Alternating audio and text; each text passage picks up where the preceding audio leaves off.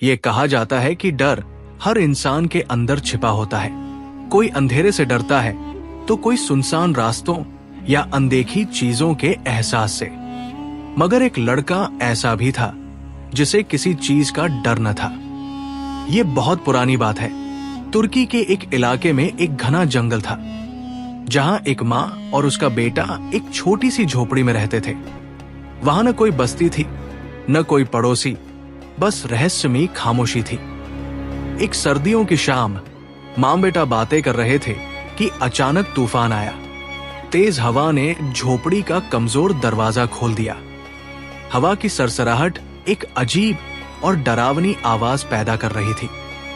यह आवाज सुनकर मां चौंक गई, कांप उठी और अपने कंधे के पीछे यूं देखने लगी जैसे कोई डरावनी चीज खड़ी हो। वो घबराकर बेटे से बोली, बेटा जल्दी दरवाजा बंद कर दो, मुझे डर महसूस हो रहा है। बेटे ने पूछा, डर क्या होता है मां? डर महसूस होने का क्या मतलब है? मां ने जवाब दिया, उठो, दरवाजा बंद करो। यह बस एक एहसास है जो अचानक दिल में आ जाता है और पता भी नहीं चलता कि क्यों। लड़के ने हैरानी से कहा, यह तो बड़ी अजीब बात है, डर को तो नजर आना चाहिए। मां, मैं दुनिया का सफर करके डर की तलाश करूंगा और उसका सामना करूंगा। अगली सुबह जब मां अभी बिस्तर से नहीं उठी थी, वो झोपड़ी से निकला और डर की तलाश में चल पड़ा, बिना ये जाने कि ये सफर उसे कहां ले जाएगा। वो सारा दिन जंगलों और मैदानों में भटकता रहा। शाम से कुछ देर पहले वो एक पहाड़ पर पहुंचा और चढ़ने लगा। पहाड़ की चोटी के करीब एक सुनसान जगह पर उसने कुछ लोगों को आग के पास बैठे देखा। उनके ठाके चट्टानों से टकराकर दूर तक गूंज रहे थे। वे खतरनाक डाकू थे। सारा दिन चलने से लड़का थक चुका था, भूखा था और सर्दी से ठिठुर रहा था। आग की रोशनी देखकर वो खुश हुआ और उनकी तरफ चल पड़ा। वो डाकुओं के बीच यूं बैठ गया जैसे उन्हें बरसों से जानता हो। वो आग के इतना करीब जाकर बैठ गया कि उसके पांव जलती लकड़ियों को छूने लगे। डाकू अपनी बातें भूलकर एक दूसरे को हैरानी से देखने लगे, फिर गुस्से से उसकी तरफ। उनके सरदार ने कहा, कोई हथियारबंद काफिला भी यहां आने की हिम्मत नहीं करता। परिंदे भी हमसे दूर रहते हैं। तू कौन है जो इतनी बेखौफी से हमारे बीच आ बैठा?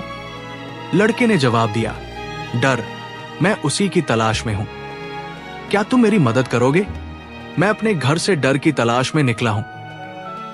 शायद तुम मुझे डर दिखा सको।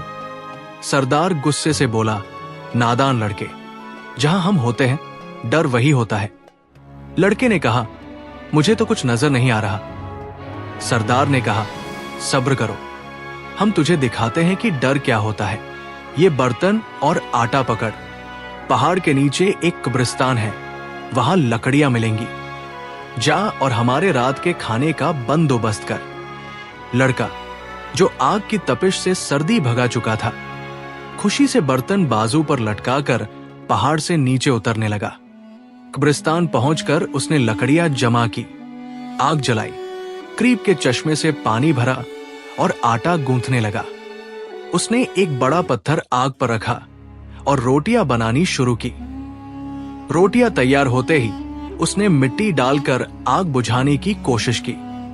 तभी करीब की कब्र से एक हाथ निकला और आवाज आई, क्या ये खाना मेरे लिए बनाया है? लड़के ने हंसते हुए जवाब दिया, क्या तुम समझते हो कि मैं जिंदों का खाना मुर्दों को दूंगा?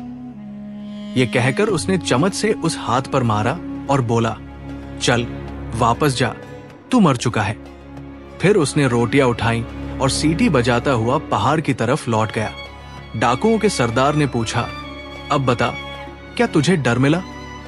लड़के ने कहा, नहीं, क्या डर था वहां? मुझे तो बस एक हाथ नजर आया जो रोटियां छीनना चाहता था। मैंने उसे चम्मच से मारा और वो गायब हो गया। भला मुर्दे भी खाना मांगते हैं? ये सुनकर डाकू एक दूसरे को हैरानी से देखने लगे।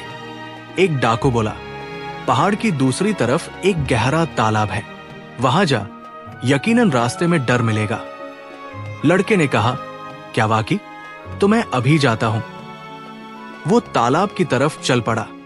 वहां चांदनी से चमकता पानी का तालाब था। जैसे ही वो करीब पहुंचा, उसने तालाब के ऊपर लटकता एक झूला देखा, जिस पर एक बच्चा जोर जोर से रो रहा था। लड़के ने सोचा, ये झूला कितनी अजीब जगह पर है, ये बच्चा क्यों रो रहा है?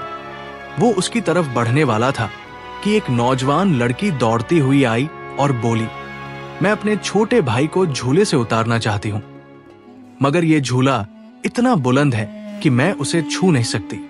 अगर तुम तालाब के किनारे खड़े हो और मैं तुम्हारे कंधों पर चढ़ जाऊं, तो शायद मैं उसे पकड़ सकूं। लड़के ने कहा, हाँ जरूर।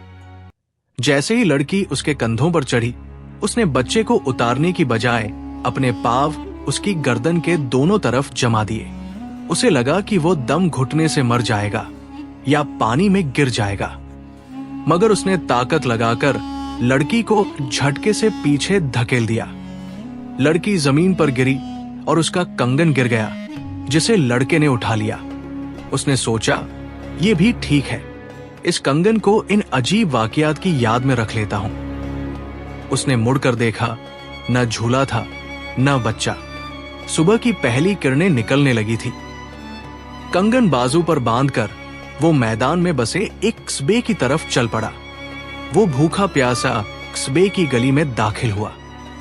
एक डरावनी शक्ल वाला आदमी उसके सामने आया और बोला, ये कंगन तुझे कहां से मिला? ये मेरा है। लड़के ने कहा, नहीं, ये मेरा है। वो शख्स चिल्लाया, ये तेरा नहीं, मुझे दे वरना बुरा होगा। लड़के ने कहा, चलो किसी काजी के पास चलते हैं, अगर वो तेरे हक में फैसला दे तो ये तेरा वरना मेरा। वो शख्स राजी हो गया और उसे घसीटकर अदालत ले गया। काजी ने दोनों की बात सुनी और फैसला सुनाया। किसी ने साबित नहीं किया कि कंगन उसका है। ये मेरे पास रहेगा जब तक इसका जोड़ा पेश न हो। दोनों हैरानी से एक दूसरे को देखने लगे। काजी का फैसला पक्का था। डरावना शख्स घर लौट गया और लड़का अपना सफर जारी रखने निकल पड़ा। भटकते भटकते वो समुंदर के किनारे पहुंचा। दूर एक जहाज डूब रहा था। मल्लाह डर से चीख रहे थे। लड़के ने पुकार कर पूछा, क्या तुम्हें डर का सामना हुआ? मैं उसी की तलाश में हूं। मल्लाह बोले, हम पानी में गर्क होने वाले हैं। मौत करीब है और हमें इस गहरे पानी से डर महसूस हो रहा है। लड़के ने सोचा, डर तो पानी में छिपा है। उसने मल्लाह से रस्सी मांगी। एक सिरा अपने जिस्म से और दूसरा जहाज के मस्तूल से बांधा और समुंदर में कूद पड़ा। वो नीचे जाता रहा, यहां तक कि उसके पांव एक पत्थर पर ठहर गए। उसने देखा, एक समुद्री परी जंजीर से जहाज को खींच रही थी। लड़के ने उसके बाजू पकड़कर जंजीर छुड़वाई, चाकू से काट दी। जहाज सतह पर रुक गया। उसने परी को पत्थर से बांध दिया, जो उसे हैरानी से देखती रही। उसने अलविदा कहा और तैरकर किनारे लौट आया। कपड़े बदलकर वो फिर डर की तलाश में चल पड़ा। कुछ देर बाद वो एक खूबसूरत बाग में पहुंचा, जहां खुशबूदार फूल और एक साफ नदी थी।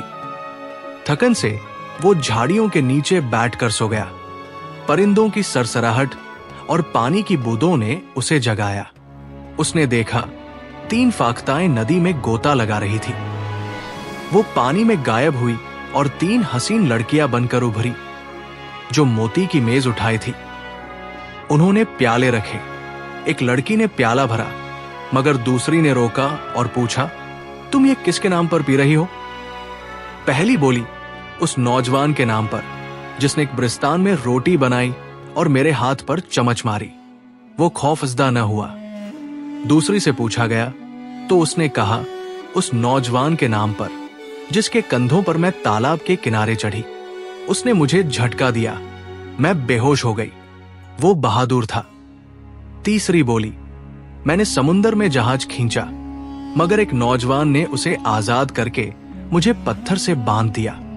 मैं उसी के नाम पर पी रही हूं। तीनों ने प्याले नोश किए। लड़का उनके सामने खड़ा हो गया और बोला, मैं वही नौजवान हूं। मुझे वो कंगन दो जो मेरे कंगन का जोड़ा है। एक आदमी ने उसे छीनने की कोशिश की, मगर काजी ने कहा कि जब तक जोड़ा न मिले कंगन उसके पास रहेगा। तीनों बोली, हमारे साथ चलो। वो उसे एक शानदार इमारत में ले गई। एक लड़की ने सोने जवाहरात से भरे संदूक से कंगन निकाला जो काजी के कंगन से मिलता था। उसने कंगन लड़के के बाजू पर पहनाया और कहा, जा काजी को दिखा, वो दूसरा कंगन दे देगा। लड़के ने कहा, मैं तुम्हें नहीं भूलूंगा, मगर शायद हम दोबारा न मिले, क्योंकि मैं तब तक नहीं रुकूंगा जब तक खौफ को न देख लूं। वो काजी से दूसरा कंगन लेकर फिर खौफ की तलाश में निकल पड़ा। एक दिन वो एक बड़े शहर में दाखिल हुआ जहां गलियां और बाजार लोगों से भरे थे। एक हुजूम वाली गली में उसने पूछा, ये सब लोग क्यों जमा हैं?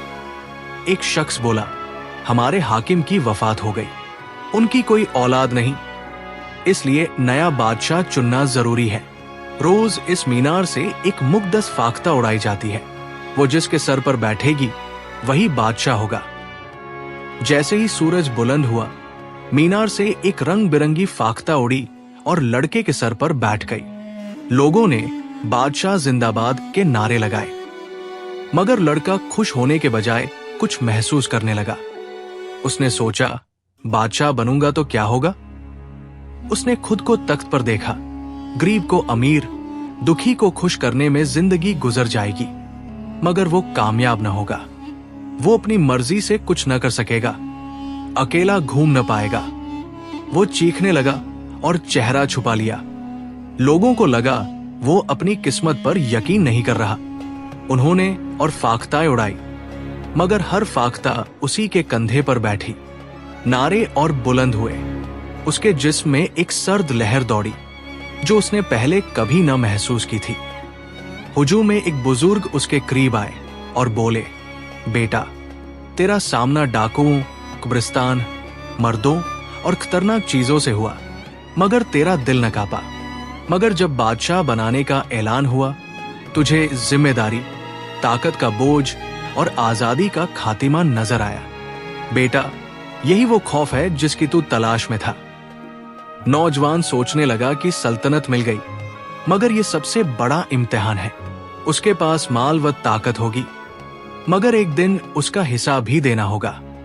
उसने अपनी तकदीर कबूल की कि अब जिंदगी खौफ के साथ गुजरनी पड़ेगी। सैयदना सिद्दीक़ अकबर रज़ियल्लाहु ताला अन्हु फरमाते थे, काश मैं एक परिंदा होता, एक दरख्त से दूसरे पर उड़ता और क़यामत के दिन मुझे हिसाब न देना पड़ता।